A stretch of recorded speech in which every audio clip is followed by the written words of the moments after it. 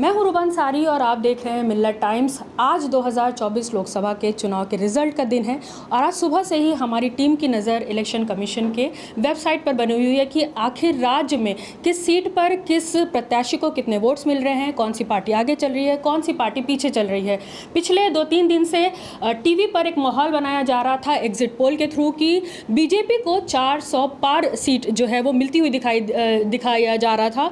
400 के लगभग करीब सबने एग्जिट पोल दिखाया कि बीजेपी जीत रही है। लेकिन अभी जो आंकड़े सामने आ रहे हैं, अभी जो इलेक्शन कमीशन की जो रिपोर्ट सामने आ रही है वो बिल्कुल पलट दिखाई दे रही है कि उस पर हम बात करेंगे। सबसे पहले शम्स तबरेज़ साहब से, जो अभी नंबर्स दिखाए जा रहे हैं, जो आंकड़े हैं वो एग्जिट पोल से बिल्कुल अलग हैं, उसके बारे में क्या कहेंगे आप? बिल्कुल, एग्जिट पोल बहुत बड़ा फ्रॉड साबित हुआ, सरासर गलत साबित हुआ, झूठ साबित हुआ है। एग्जिट पोल में दिखाया जा रहा था कि बीजेपी 360 से 400 सीट हासिल करेगी, लेकिन जो रिजल्ट्स आ रहा है उसमें अभी तक तस्वीर क्लियर नहीं किसकी सरकार बनेगी। इंडिया गठबंधन को भी सीटें 240 से 50 तक मिलती हुई नजर आ रही है और इंडिया गठबंधन को भी 270 से 80 सीटें मिलती हुई नजर आ रही है। सरकार बनाने के लिए जो बहुमत का आंकड़ा है 272 है, लेकिन बीजेपी अकेले बहुमत के आंकड़ा को नहीं छुपा रही है। बीजेपी की जो तनहा सीटें हैं वो 230 से 35 तक आ रही है। इधर इंडिया अलायंस की भी सीटें 40-50 के आर पार हो गई है। एनडीए का जो गठबंधन है वो तकरीबन 42 पार्टियों का है और जो इंडिया अलायंस का गठबंधन है वो 26 पार्टियों का है। तो बहुत चांसेस है कि कांग्रेस भी सरकार बना सकती है। कांग्रेस के बारे में ये दावा किया जा रहा था कि वो 3 डिजिट को पार नहीं कर पाएगी, लेकिन कांग्रेस 100 के आर पार पहुंच गई है।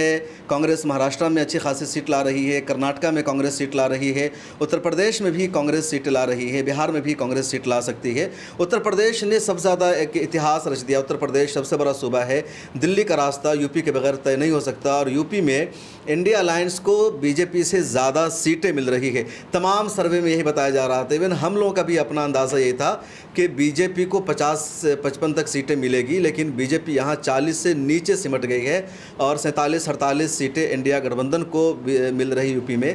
बंगाल ने तारीख रकम कर दिया, बीजेपी वहाँ 10 से नीचे आ गई है, टीएमसी को बहुत बड़ी बढ़त मिल गई है। तो कुल मिलाकर के अभी भी पूरी उम्मीद है कि कांग्रेस की सरकार बन सकती है और उसके भी कुछ इम्कानात है। आगे इस पर मज़ीद हम चर्चा करेंगे। क्या लग रहा है, यूपी के रिजल्ट सबसे ज़्यादा चौंकाने वाले हैं। मंदिर बनी अयोध्या में, उसके बाद ये लग रहा था कि शायद मंदिर की वजह से लोग जो है यूपी में बीजेपी को ज़्यादा वोट देंगे, लेकिन जो आंकड़े आए, जो रिजल्ट आए वो बिल्कुल अलग थे। यूपी में बिल्कुल एक तरीके से कह देंगे कि आधे से ज़्यादा सीट जो है वो गठबंधन को मिल गई है, इंडिया को मिल गई है। उस पर आप क्या सोच रहे हैं कि किस तरह ये मुमकिन हो पाया? क्या जनता जो है वो मुद्दे जो है वो असली पहचान गई है, मंदिर मस्जिद से ऊपर उठ गई है यूपी में? क्योंकि कहा जाता है कि जो बीजेपी का गढ़ माना जाता है यूपी को, उसमें जो है बीजेपी पीछे है इस वक्त। उसके बारे में क्या आप बोलेंगे? बिल्कुल, मोदी सरकार ने यही कोशिश की है। खुद प्राइम मिनिस्टर ने हमेशा राम मंदिर की बातचीत की या हिंदू मुस्लिम क्या, असल मुद्दों पर बातचीत नहीं की। लोग इंतज़ार कर रहे थे कि 10 साल इनकी हुकूमत रही है, 10 साल में इन्होंने जो काम किया है, 2014 में जिस तरह इन्होंने गुजरात के मॉडल की बात की, विकास की बात की, तो इस मरतबा भी इन्हीं मुद्दों पर बातचीत करते। लेकिन यूपी में सबसे ज़्यादा इन्होंने हिंदू मुसलमान किया, महिलाओं के मंगलसूत्र की बात की, आदिवासियों को, ओबीसी को, दलितों को भड़काने की कोशिश की कि रिजर्वेशन छीनकर मुसलमानों को दे दिया जाएगा, मुसलमानों को संपत्ति कांग्रेस छीनकर दे देगी। तो जनता ने रिजेक्ट कर दिया। जनता ने देखा कि ये कुछ भी नहीं कर रहे। जो राम मंदिर का मामला है, कोई भी सरकार रहती तो बनाती, कोई मोदी साहब को क्रेडिट नहीं जाता। खुद राम मंदिर के पूरे मामले में नरेंद्र मोदी ने जिस तरह किया वो हिंदू धर्म के खिलाफ था। हिंदू धर्म के जितने 4 आचार्य होते हैं जिनको हिंदू धर्म में सम्मान हासिल है, उन सब ने उसका विरोध किया, उन सब ने मुखालफत की। तो ये चीज़ें आवाम को पसंद नहीं आई कि पीएम मोदी अपना क्रेडिट लेना चाहते हैं, ख़ुद को शो ऑफ करना चाहते हैं, उसके लिए वो सारी चीज़ें कर रहे थे। वो तस्वीर भी दुनिया के सामने है कि जब अक्षरधाम मंदिर का इफ्तिताह हुआ था, कांग्रेस की सरकार थी, तो उसमें सभी लोग थे, अकेले कांग्रेस के प्राइम मिनिस्टर ऐसा नहीं कर रहे थे। तो जिस तरह हिंदू धर्म की धज्जियाँ उड़ाई गई, जिस तरह हिंदू धर्म के रीति रिवाज को बालाए ताक रखा गया और अकेले मोदी साहब सामने नजर आए, तो आवाम ने इन चीज़ों को महसूस किया, क्योंकि उन्होंने मज़हब को सपोर्ट करने के बजाय या हिंदू धर्म को आगे बढ़ाने के बजाय हिंदू धर्म के ख़िलाफ़ काम किया है, हिंदू धर्म का अपमान किया। और यही बातें हिंदू धर्म के सभी शंकराचार्य कह रहे थे। तो मुझे लगता है कि इसी वजह से बीजेपी को सबसे बुरी हार यूपी में हो रही है। राम मंदिर का उद्घाटन का इनको फ़ायदा होने के बजाय नुकसान हो रहा है, क्योंकि इन्होंने हिंदू धर्म की तौहीन की थी। क्या लग रहा है आपको, यूपी के जो मुख्यमंत्री है योगी आदित्यनाथ, उन्होंने पूरी तरह से साथ नहीं दिया भारतीय जनता पार्टी का? क्योंकि भारतीय जनता पार्टी का जो अभी पुराना रिकॉर्ड हमने देखा, नरेंद्र मोदी जी जो हैं वो जीतने के जैसे जैसे आगे बढ़ रहे हैं, वो पिछले और जो दूसरे राज्य हैं वहाँ के जो मुख्यमंत्री हैं उनको हटा दे रहे हैं, नए मुख्यमंत्री बना रहे हैं। क्या कोई वजह रही, आपको क्या लग रहा है कि कोई अंदर कुछ बात हुई होगी कि कहीं इस बार उनको भी ना हटा दिया जाए, जैसा कि अभी अलायंस बात भी कर रहा था कि अगर अब की बार मोदी जी जीतते हैं तो इस बार योगी को भी हटा देंगे यूपी से? तो क्या इस चीज़ का कुछ असर पड़ा यूपी पे? देखिए, लोकसभा का जो चुनाव है वो मोदी के चेहरा पर हो रहा है, बल्कि 2014 के बाद से लगातार सभी चुनाव मोदी के फेस पर हो रहा है। तो योगी आदित्यनाथ को आज नहीं तो कल तो हटाया जाना था। पिछली बार भी उनको बड़ी मुश्किल से सीएम बनाया गया था, इस मरतबा भी उनकी ज़िद की वजह से। लेकिन ये जो हार है मोदी की हार मानी जाएगी, योगी की नहीं। कोशिश यही होती है कि जहाँ पर मोदी की हार हो तो मोदी के बजाय योगी को। अब उत्तर प्रदेश में इतनी कम सीटें आई है, राम मंदिर का उद्घाटन हुआ, इतना सारा मामला है, ज्ञानवापी मस्जिद का मामला इन लोगों ने पेश करने की कोशिश की, मथुरा के मामले को उछाल इन लोगों ने भी कहा कि अब हम ज्ञानवापी मस्जिद को मुनहदिम करेंगे, मथुरा काशी ईदगाह को मुनहदिम करेंगे और दोनों जगह शानदार मंदिर बनाएंगे। तो ये सारा मामला नरेंद्र मोदी के नाम पर किया जा रहा था। अब ये हार रहे हैं तो इसको योगी की तरफ ढकेलना बिल्कुल भी सही होगा। ये मोदी की हार है, क्योंकि मोदी अपने दम पर उत्तर प्रदेश की तमाम सीटों पर चुनाव लड़ रहे थे। समाजवादी पार्टी के लिए बहुत अच्छा दिन रहा, मैं कहूँगी आज। क्या लग रहा है कि उनकी जो कोशिशें रहीं, क्या उन्होंने ज़मीन पर उतर कर बहुत अच्छा काम किया या लोगों को कन्विंस किया? किस तरह लोगों को कन्विंस कर पाए कि इधर वोट दे अलायंस को और बीजेपी से? मुझे लगता है समाजवादी पार्टी ने जिस तरह कोशिशें की थी विधानसभा के चुनाव में भी, लेकिन वो कोशिश कामयाब नहीं हो पाई। लेकिन उसका रिजल्ट पूरा अभी मिल गया है। मुसलमानों का पूरा वोट मिला, ओबीसी का वोट मिला, यादव का वोट मिला। तो इस तरह समाजवादी पार्टी ने इतना अच्छा किया है और ये अखिलेश यादव की क़यादत में पहली मरतबा लोकसभा में इतनी ज़्यादा सीटें मिल रही है समाजवादी पार्टी को। तो ये अमेजिंग, हैरान करने वाला। बिल्कुल ठीक है। तो अब यूपी से बढ़ते हैं हम बिहार की तरफ कि आखिर बिहार की राजनीति में क्या भूचाल आया है। बिहार में जो उठापटक हुई, जो पार्टियों का टूटना हुआ, इधर से उधर जुड़ना हुआ, उसकी वजह से जो बिहार की राजनीति है, जो बिहार की जो सीट्स है, उस पर क्या फ़र्क पड़ा। हमारे साथ हमारी टीम मेंबर सारा हैं। सारा बताएंगे कि सीवान की सीट पर क्या इस वक्त रिजल्ट है, क्या कौन जीत रहा है, कौन हार रहा है सीवान में? जी, सीवान में जेडीयू से विजय लक्ष्मी देवी 8,272 वोट से आगे चल रही हैं। करीबन 11,000 वोट से हिना साहिब से वो आगे हैं। हिना साहिब को 70,915 वोट्स मिले हैं। और अगर हम पूर्णिया की बात करें तो वहाँ पे जेडीयू से संतोष कुमार सबसे आगे चल रहे हैं, लगभग 5,000 वोट से वो आगे हैं। और किशनगंज की अगर हम बात करें तो वहाँ पे जेडीयू से मुजाहिद आलम करीबन 4,000 वोट से आईएनसी के मोहम्मद जावेद से आगे चल रहे हैं। फिर अगर हम शिवहार की बात करें तो वहाँ जेडीयू से लवली आनंद करीबन 21,000 वोट से आगे चल रहे हैं, राष्ट्रीय जनता दल की रीतू जायसवाल से। ठीक है, थैंक यू सारा हमें तमाम जानकारी देने के लिए। अब हम आगे बढ़ रहे हैं मुजीब के पास। मुजीब, क्या लग रहा है कि जो पार्टियां टूटी हैं और एनडीए की तरफ जुड़ गई, क्या उससे कोई फ़ायदा हुआ भारतीय जनता पार्टी को और क्या नुकसान हुआ है इंडिया अलायंस को? मुझे लग रहा है कि पार्टीज़ को तोड़ने की जो उनकी चाल थी और उन्हें लगा था कि इससे उनको कुछ फ़ायदा होगा, तो फ़ायदा के बजाय ये नुकसान हुआ है। क्योंकि लोगों में एक जो ये थी कि किसी भी पार्टी को तोड़ने से हम उस पार्टी के वोट बैंक को अपने वोट बैंक के तौर पर मर्ज कर लेंगे, शिफ्ट कर लेंगे, वो नहीं हो पाया। इसका असर हम महाराष्ट्र में भी देख रहे हैं कि कैसे वहाँ पर सीटों पे जो एक तरफ़ा रिज़ल्ट का दावा किया जा रहा है वो नज़र नहीं आ रहा है। हालांकि मजलिस के एक बहुत ही मशहूर प्रत्याशी है वहाँ पे, वो पीछे चल रहे हैं, लेकिन फिर भी वहाँ पर कड़ी टक्कर है जो कि वहाँ पर देखने को मिल रही है अलग अलग पार्टीज़ के बीच में।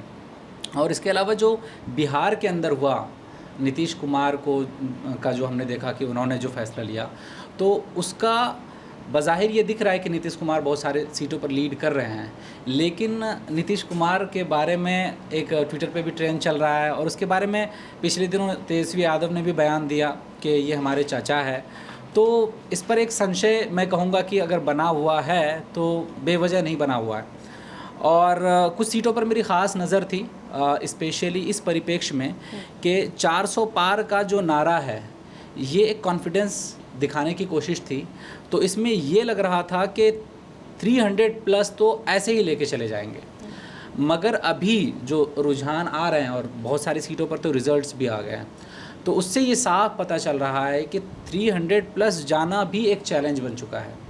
तो तो ये कहूँगा कि सीटों ये पार्टीज़ को तोड़ना और अलग अलग एजेंसीज़ का उपयोग करना ये काम आता नहीं दिख रहा है। मैं और इसका नीतीश सबसे जी बड़ा के बारे सबूत में बात करूंगी आपसे कि नीतीश जी जिस तरह पार्टी छोड़कर इधर जुड़ गए, क्या लग रहा है कि रिजल्ट आने के बाद एक बार फिर से कुछ पलटी मार सकते हैं वो? कुछ भी हो सकता है, कुछ भी हो सकता है, क्योंकि नीतीश बाबू जो है अपने भतीजे का साथ देने के लिए भी जा सकते हैं। और साथ ही मैं तो ट्रेंड देख रहा हूँ, लोग कह रहे हैं कि नीतीश जी सबके हैं। कोई नहीं जानता उनका मिजाज कब बदल जाए, क्योंकि बदला है। उन्होंने कहा था कि मर जाएंगे लेकिन दोबारा जो है चेंज नहीं करेंगे, लेकिन हुआ मामला। और उनके साथ जो एक बड़ा मामला हुआ और वीडियो वायरल हुआ कि उनके हाथ में किसी अन्य पार्टी का सिंबल दे करके उनको जो है इस्तेमाल किया गया, और उसमें उनके चेहरे पर उनके चेहरे पर जो है असंतोष साफ दिख रहा था। तो कुछ भी हो सकता है। कई बार पार्टियां जो है अपना फ़ैसला जो है कई बार रणनीतिक आधार पर लेती है और वो वक्त पर लेती है। कई बार पार्टियां अपने अस्तित्व को भी ध्यान में देखती है कि कैसे हमारा सीवान की सीट पर आप क्या सोच रहे हैं? हिना शाह वहाँ पर खड़ी हुई थी, लड़ रही थी, इंडिपेंडेंट। कहा जा रहा था कि शहाबुद्दीन के बाद उनको शायद बहुत सारे वोट्स मिल जाएं, वो जीत भी जाए इंडिपेंडेंट, लेकिन ऐसा कुछ दिख नहीं रहा है। पीछे चल रही हैं वो दूसरे नंबर पे। हाँ, पीछे चल रही है, लेकिन मैं कहूँगा कि अभी नाउम्मीदी नहीं है सीवान की सीट पर, क्योंकि सीवान की सीट पर इस बार हिना शहाब नहीं लड़ी है, बल्कि वहाँ की जनता ने लड़ा है।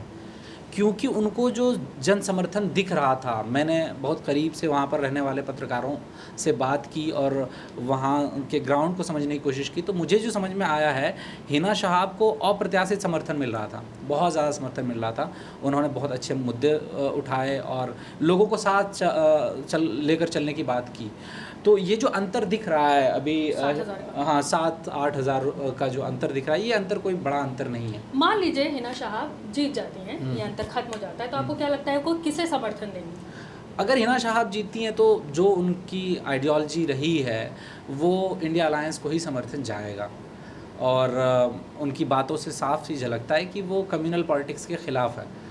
तो ये और बात है कि हम प्रेडिक्ट नहीं कर सकते कि वो जीत रही हैं या हार रही हैं। हार जीत तो ये तय हो करके आ जाएगा, लेकिन मुकाबला बहुत अच्छा है।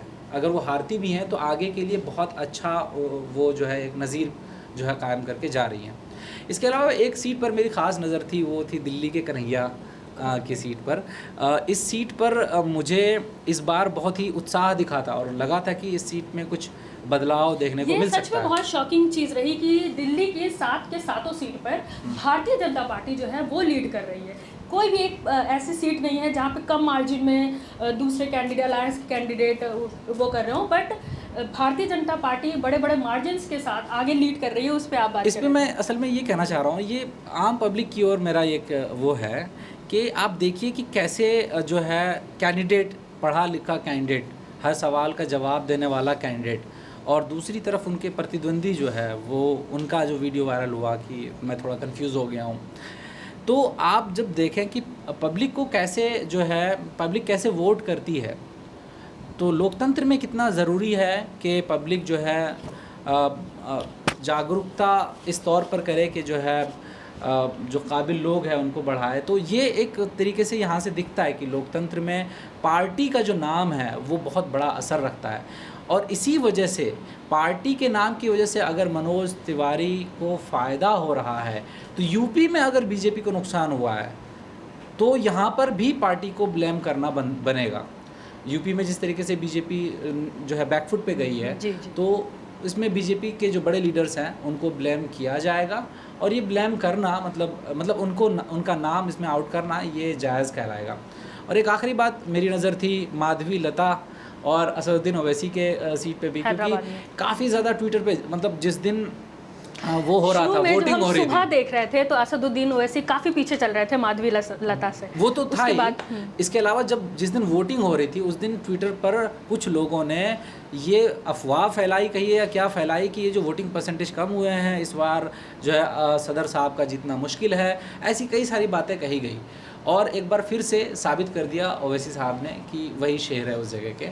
और उन्होंने अपनी साख भी बचाई जी, है। माधवी लता जी के बारे में आपको बता दूं, ये वही शख्स हैं जिन्होंने मस्जिद की तरफ इशारा करके तीर चलाया था। और उनकी एक और वीडियो भी वायरल हुई थी जब वो मतदान केंद्रों में जाकर महिलाओं का नकाब उठाकर उनका पहचान कर रही थी, उनके पहचान पत्र से उनका मिलान कर रही थी, जिस पर लोगों ने काफ़ी उनके बारे में बात की, उनको बुरा बोला। उनके बारे में बात कर रहे हैं। उनके साथ जो है कंटेस्टेंट है असदुद्दीन ओवैसी साहब, जो अब बढ़त बना चुके हैं। उसके अलावा आपकी नज़र किन सीटों पर रही, उसके बारे में बताएं। एक और सीट मैं मेंशन कर देता हूँ। यूपी में जो है निरहुआ जो है आजमगढ़ की सीट पर थे, तो उस पर भी मेरी नज़र थी और इस बार मुझे लग रहा था कि वहाँ पर बदलाव आएगा और वो बदलाव दिख रहा है और बदलाव की हवा है। अब देखते हैं क्या होता है, सरकार किनकी बनती है, लेकिन कोई भी गारंटी के साथ नहीं कह सकता कि किसी एक पार्टी, किसी एक गठबंधन की सरकार इतने कॉन्फिडेंस में है कि वो कह सकती है कि बस मैं अपने प्रतिद्वंदी को तो कोई चांस ही नहीं देने वाला। तो ऐसा नहीं होगा जी। इसके बाद हम चलते हैं महाराष्ट्र की तरफ। महाराष्ट्र में क्या चल रहा है, कौन सी सीट पे कौन जीत रहा है, कौन बढ़त बनाए हुए, उस पर बात करेंगे। महाराष्ट्र की औरंगा सीट मैं देख रही हूँ कि खुली हुई है, कौन बढ़त बनाए हुआ है इस वक्त? अगर हम बात करें महाराष्ट्र की, तो महाराष्ट्र में कुल 48 सीटें हैं, लेकिन इन सभी के बीच 2 सीट काफ़ी चर्चा में रही थी, एक तो औरंगाबाद की और एक अमरावती की। अगर बात करें हम औरंगाबाद की सीट, तो पिछले कुछ समय से बहुत काफ़ी चर्चा में, यहाँ से इम्तियाज़ जलील सांसद रहे। पिछले बार सिद्दीन ओवैसी ने चुनाव से 1 महीने पहले अचानक से इन्हें सीट दिया। ये उससे पहले पत्रकार हुआ करते थे, लेकिन आया इन्होंने उस चीज़ को फेस किया, जनता के मुद्दों को उठाया और करीब 5000 वोटों से जीत गया। जो सीट दरअसल शिवसेना की मानी जाती थी, शिवसेना के गढ़ में इन्होंने शिवसेना को ही हराया, लेकिन इस बार ये हमें करीब 22000 वोटों से अभी पीछे चलते हुए दिख रहे हैं। और यह आश्चर्य की बात यह है कि यहाँ पे शिवसेना आगे है, लेकिन वो उद्धव ठाकरे की शिवसेना नहीं है, एकनाथ शिंदे की शिवसेना यहाँ पे 22000 वोटों से आगे चल रही है। लेकिन अगर दूसरी बात करें अमरावती की सीट की, जहाँ से नवनीत राणा है, जो काफ़ी चर्चा में रही पिछले बार, वो नवनीत राणा के बारे में भी आपको बता दूं, ये जो तीर वाला मस्जिद की तरफ तीर चलाने वाली जो वीडियो है, इन्होंने कॉपी किया था और इन्होंने भी वही सेम हरकत करी थी, जिस पे लोगों ने काफ़ी बात की थी, बहुत बुरा बोला था उन्हें। जी बताइए। जो नवनीत राणा है, जो पिछले बार इंडिपेंडेंट कैंडिडेट थी, इस बार ये भारतीय जनता पार्टी से चुनाव लड़ रही है। यहाँ पे काफ़ी दिलचस्प मुकाबला दिखाई दे रहा है, कभी ये पीछे जा रही है, कभी आगे जा रही है। हाल फिलहाल में ये करीब 900 वोटों से आगे चल रही है, लेकिन इस कोई ज़्यादा मार्जिन नहीं, यहाँ पे कुछ भी नहीं कहा जा सकता है। अभी तक तो पीछे चल रही थी नवनीत राणा, अब आगे हो गई, अब वो 900 वोटों से आगे चल रही है। ओके, तो कहीं ना कहीं जो समीकरण हैं वो बदलते बिगड़ते नज़र आ रहे हैं, कहीं पे कोई सीट आगे है, कहीं पे कुछ आगे। अभी और क्या क्या बदलाव हो सकते हैं आगे, इसके बारे में भी हम बात करेंगे। और क्या लग रहा है कौन कौन सी सीटें ऐसी हैं जिस पे बदलाव लग रहा है कि हो जाएगा? देखिए, कई सीटें ऐसी है जिस पर बदलाव होने के इम्कान है, खासतौर पर महाराष्ट्र में, चूँकि 2019 में जो बीजेपी को बड़ी जीत मिली थी, जिसकी वजह से बीजेपी की सरकार बनेगी, 350 सीटों तक बीजेपी पहुंच गई थी, तो उसकी बड़ी वजह थी कि बीजेपी को उत्तर प्रदेश में बड़ी जीत मिल गई थी, 60 से ऊपर सीटों पर जीत मिल गई थी। इसी तरह महाराष्ट्र में बीजेपी को 48 में से अच्छी खासी सीटों पर जीत मिल गई थी। बिहार में 40 में से 39 सीटें बीजेपी जीत गई थी। राजस्थान की 25 से 25 सीटें जीत मिल गई थी। तो जो नॉर्थ इंडिया का जो पूरा एरिया था, बीजेपी ने अच्छी खासी जीत हासिल की थी।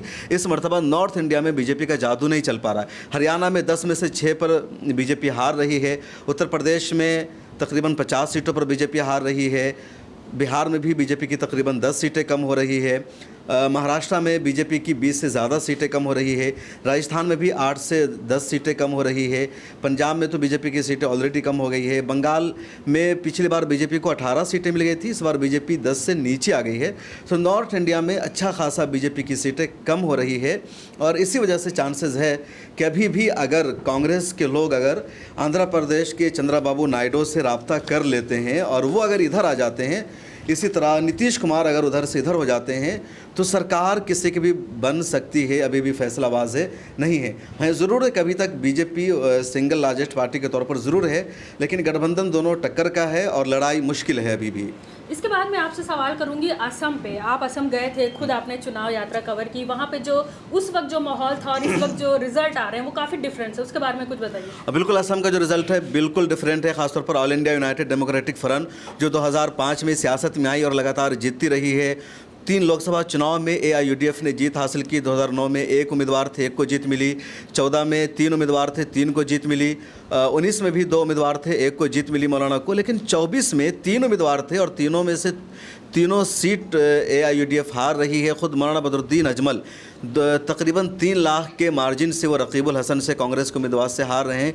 ये अमेजिंग है, हैरान करने वाला है। ग्राउंड पर ऐसा कुछ भी नहीं दिख रहा था, मैं खुद वहाँ मौजूद था।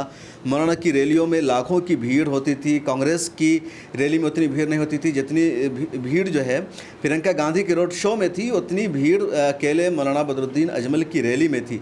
लेकिन इसके बावजूद कैसे रिजल्ट्स वहाँ के इस तरह आ गया, ये हैरान करने वाला है। या तो हो सकता है कि वहाँ सोची समझी साजिश हो, प्लानिंग हो, क्योंकि मौलाना बदरुद्दीन अजमल कांग्रेस और बीजेपी दोनों के लिए वहाँ खतरा थे। वो दोनों नहीं चाहते थे कि मौलाना बदरुद्दीन अजमल यहाँ सियासी तौर पर मजबूत हो, अपना कद जमा सके, उनकी पार्टी मजबूत हो, क्योंकि मौलाना बदरुद्दीन अजमल का वहाँ रिलीफ वर्क है, सोशल काम है, उनके तालीमी इदारे हैं और हुकूमत से ज़्यादा उन्होंने मुसलमानों के फलाह बहबूद के लिए काम किया। दूसरी तरफ कांग्रेस की तरफ से लगातार प्रोपेगेंडा किया गया था कि मौलाना बदरुद्दीन अजमल का मतलब है बीजेपी को वोट करना, ये बीजेपी से मिले हुए हैं, अगर ये जीत जाएंगे तो बीजेपी को सपोर्ट करेंगे।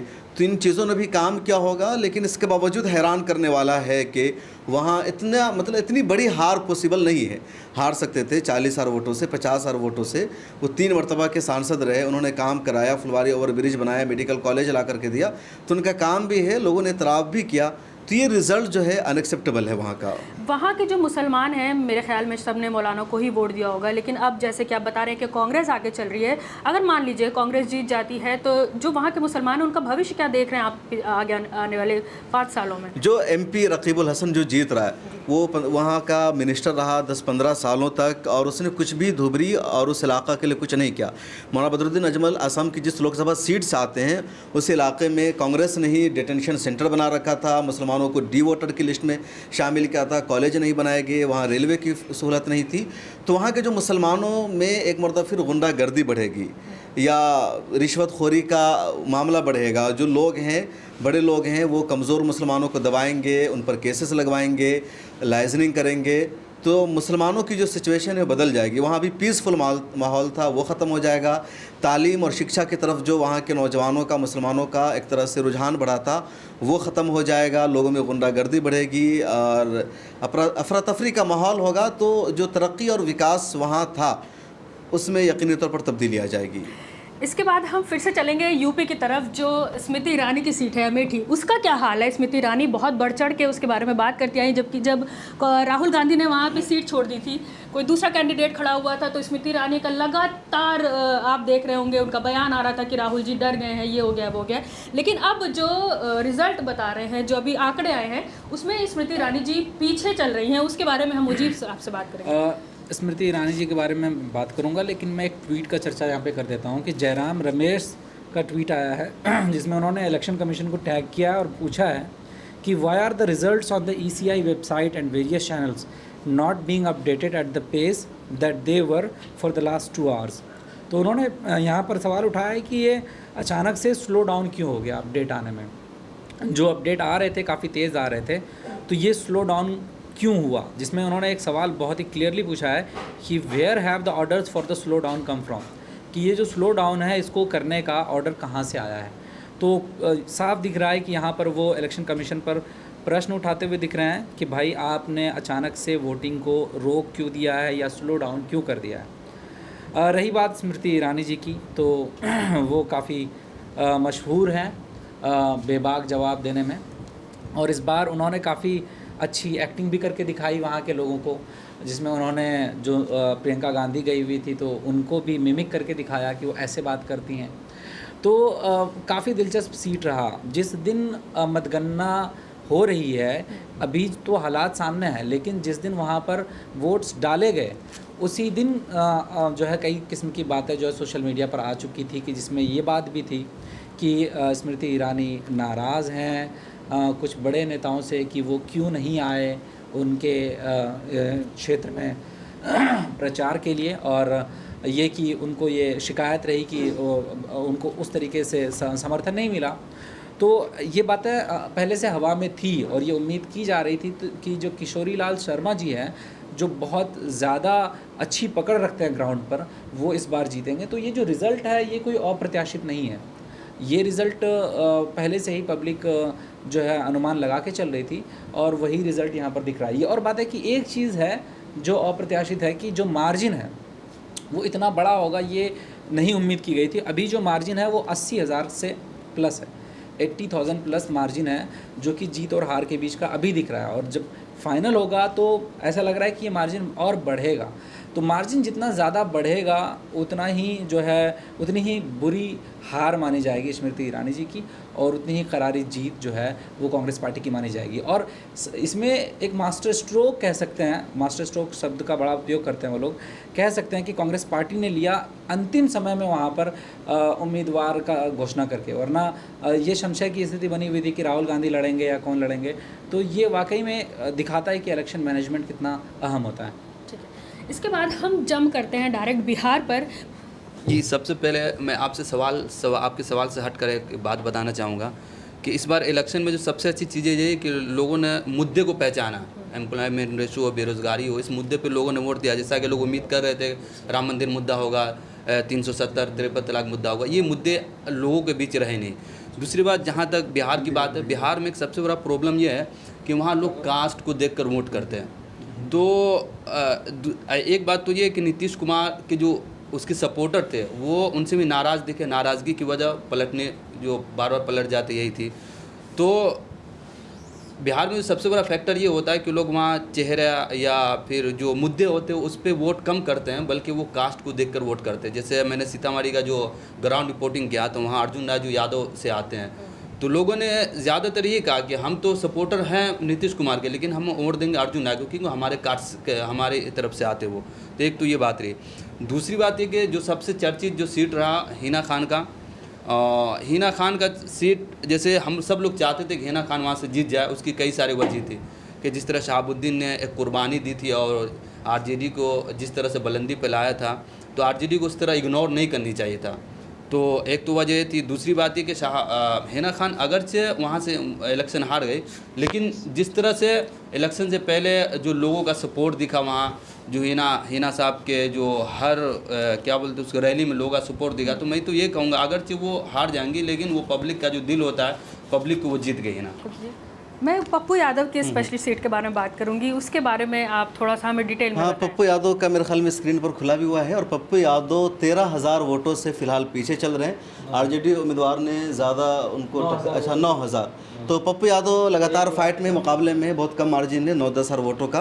तो लोग बहुत उम्मीद जता रहे थे पप्पू यादव से, तो मुकाबले में है वो, पीछे नहीं। देखिए 9,000 8,000 वोटों से मार्जिन है। मेरे ख्याल में शुरू में शहरी इलाकों का वो बॉक्स खुलता है, बाद में अर्बन एरियाज़ का आता है। तो पप्पू यादव लगातार फाइट में है, मुकाबले में है और अभी ज़्यादा वोटों की यहाँ काउंटिंग नहीं हुई है क्योंकि इनको 1,45,000 वोट आया, पप्पू यादव को भी 1,36,000 वोट आ चुका है और उधर कुल कितने 7,000। नहीं, ऐसा कहा जाता है तो कि 2 यहाँ बजे तक से रुखी लड़ाई नहीं, बिल्कुल इसमें 2 बजे का मामला नहीं, चुका अभी ना बहुत कम वोटों की काउंटिंग हुई है पूर्णिया में। मेरे ख्याल में कम से कम 9-10 लाख वोट वहाँ कास्ट हुए होंगे और फिलहाल अभी 3-3.5 लाख वोटों की ही काउंटिंग हुई है। तो मुझे लगता है पप्पू यादव, कहा जाता है कि 2 बजे तक जो रिजल्ट आ गए उन्हीं को फाइनल रिजल्ट मान लिया जाए, उसी से मिलता जुलता ही रिजल्ट आएगा। तो इतना लंबा जो गैप दिख रहा है दोनों के बीच, क्या वो भर पाएगा? लंबा गैप नहीं, 8,000 का गैप है। तो लोकसभा में 8,000 का गैप ज़्यादा नहीं। अगर 50,000 से ऊपर रहता तो एक बड़ा गैप होता। तो 50,000 से नीचे जिनका गैप है और 4-5 लाख वोटों की काउंटिंग अगर बाकी है तो उसमें कुछ भी हो सकता है। अभी ये महाराष्ट्र का कुछ ही बता रहे थे। ठीक है, एक सीट महाराष्ट्र पर भी हमने बात की नवनीत राणा की, उसमें शायद हमसे कुछ बताने में आपको गलती हो गई थी। क्या सीट है महाराष्ट्र एक सीट का, क्या अभी रिजल्ट बता रहे हैं? महाराष्ट्र का अपडेट यह है कि नवनीत राणा कुछ देर पहले 9,950 वोटों से आगे चल रही थी, लेकिन अभी जो अपडेट आया इलेक्शन कमीशन का उसमें वो